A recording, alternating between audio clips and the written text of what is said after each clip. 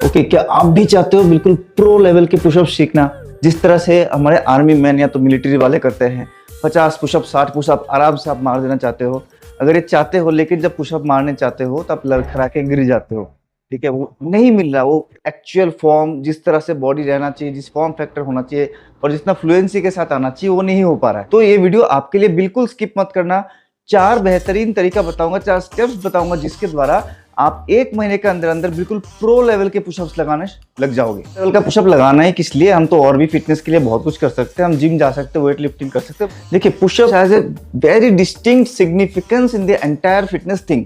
आप देखेंगे किसी भी मिलिट्री सर्विस में जाइए तो कोई भी फ्री हैंड वर्कआउट रूटीन की आप अगर बात करते हो, नो इक्विपमेंट वर्कआउट रूटीन की अगर बात करते हो, उसमें पुशअप्स को एक मानदंड माना गया है। इससे बेंचमार्क बिलीव कीजिए, जब वायुसेना में मैं एक फिटनेस ट्रेनर था तो हम अपने रंगरूट को, जो नए ट्रेनीज होते थे, दिन में 200 से 250 पुशअप लगवाते थे, कई बार 300 पुशअप भी लगवाते थे। और इससे इतना जबरदस्त स्टेमिना बनता था कि कभी भी बोलो 50 पुशअप यूं ही मार देते थे बच्चे, जिसको पता ही नहीं चलता था कि कोई एफर्ट भी लग रहा है। और फौजियों का जो फिटनेस का बेसिक जो एग्जाम होता है, उस बेसिक एग्जाम्स में बहुत सारी चीजें, सिटअप है, जंपिंग है, पुलअप्स है, लेकिन 50 पुशअप्स तो उसमें पास होने के लिए मारना पड़ता है, खाली पास होने के लिए। और यहाँ पे आप सोचो, भरी जवानी में अगर आप 10-15 पुशअप नहीं मार पा रहे हो, मतलब आपके फिटनेस में कहीं ना कहीं कमी जरूर है। पुशअप केवल आर्म्स पावर है तो शोल्डर पावर के लिए ही नहीं है, केवल चेस्ट बनाने के लिए नहीं है। मैंने जैसे बोला कि पुशअप के बहुत सारे सिग्निफिकेंस है। आपके कोर स्ट्रेंथ को बढ़ाता है, आपके बॉडी का जो ओवरऑल पोस्चर है उसको करेक्ट करने में मदद करता है, आपके हिप्स का स्ट्रेंथ बढ़ाता है, रिस्ट पावर बढ़ाता है, और इससे बढ़िया बात, mind body coordination, breathing and muscle coordination को बहुत जबरदस्त तरीके से बढ़ाता है। और इसीलिए इतना तो होना चाहिए, अगर आप अपने आप को फिट कहते हो तो आपको 25-30 पुशअप मारने में, एट ए स्ट्रेच मारने में बिल्कुल भी जोर नहीं आना चाहिए। और 50 पुशअप अगर आप मार सकते हो तो यू आर रियली फिट। किस तरह से आप पुशअप बहुत जल्दी जल्दी मार पाओगे, वो 4 टेक्निक बताता हूं। सबसे पहले टेक्निक के लिए आप आ जाइए एक चेयर पे या तो सोफे पे। अगर आप एक कंप्लीट बिगिनर हो, इस तरह से सोफा या तो बेड या तो कोई रेलिंग का सपोर्ट लेना है, बट ध्यान रखेंगे फॉर्म फैक्टर, बॉडी को इस तरह से ब्रेक नहीं करेंगे। आपके शोल्डर, हिप एंड हील, ये 3 पॉइंट देखिए, shoulder, hip and heel 3 point एक लाइन पे रख के अब पहले तो बढ़िया से एक प्लैंक बनाएंगे। वहां से फिर धीरे धीरे अपने एल्बोज को बेंड करने की कोशिश करेंगे और वापस उठने की कोशिश करेंगे। इंक्लाइंड पुशअप, बिल्कुल बेसिक। ये कोशिश कीजिए कि इतना स्ट्रेंथ एंड स्टेमिना आपका डेवलप हो जाए, ठीक है, कि आप 20 आराम से मार पाइए। इस तरह से 20 पुशअप्स आपको मारना है।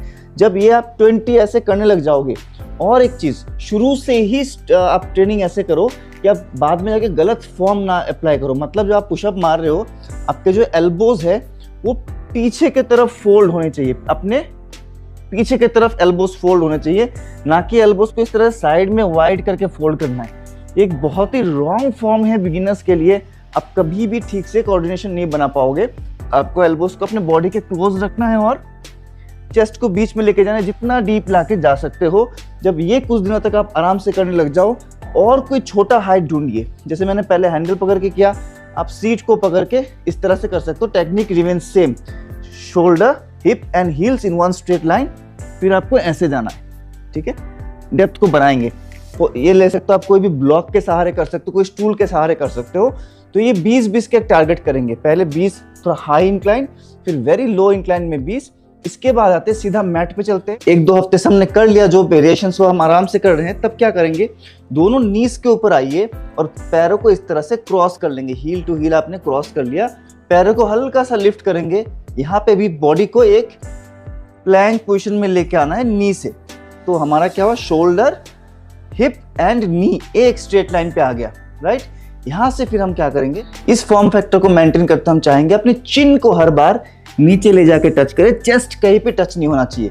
आप देख सकते हो हाथों को अगेन हम बाहर की तरफ इस तरह से नहीं खोलेंगे, रॉन्ग फॉर्म है। हाथों को पीछे, एल्बोस को पीछे बेंड करना है और ऊपर आना है।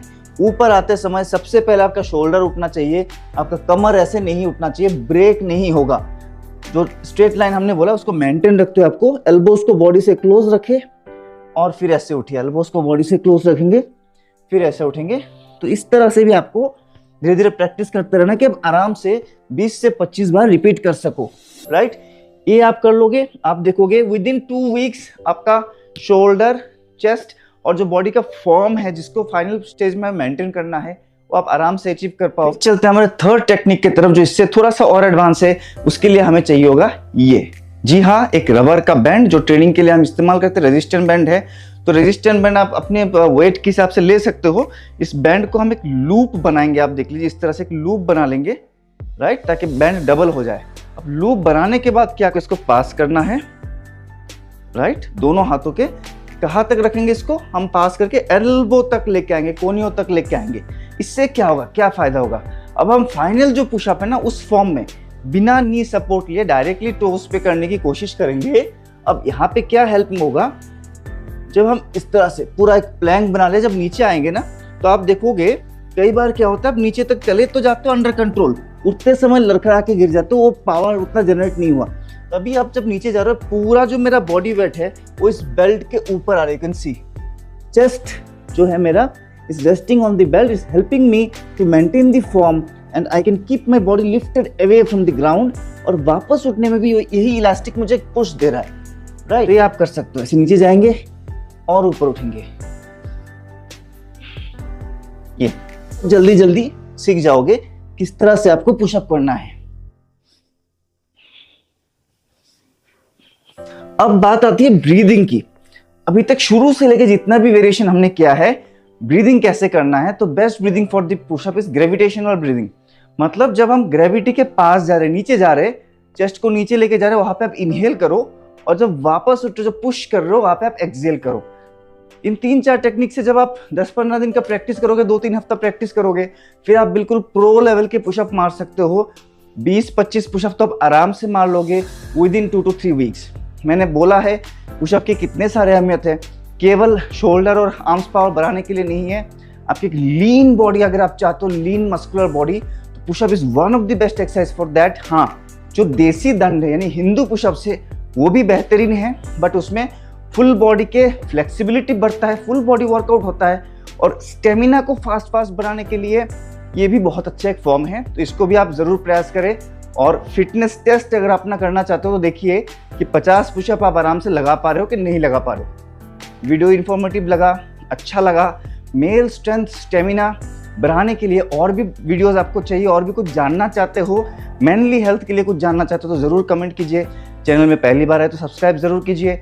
My self yoga guru Amlan, retired air force coach and India's leading fertility yoga specialist. Thank you once again for visiting.